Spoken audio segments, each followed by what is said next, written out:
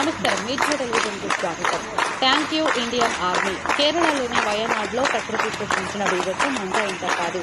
వందలాది మంది మరణించారు. ఈ క్రమంలో రంగంలోకి దిగిన ఇండియన్ ఆర్మీ ప్రాణాలకు తెగించి సహాయక చర్యలు చేపట్టింది. రాళ్లు, బుద్ధలు కూరుకుపోయిన వారిని బయటకు తీసింది. కేవలం 36 గంటల్లోనే నదిపై వంతెన నిర్మించి బాధితులకు ప్రాణం పోసింది. సైనికులు సహాయక చర్యలను ముగించుకొని వెళ్తుండగా స్థానికులు చప్పట్లు కొడుతూ అభినందించారు.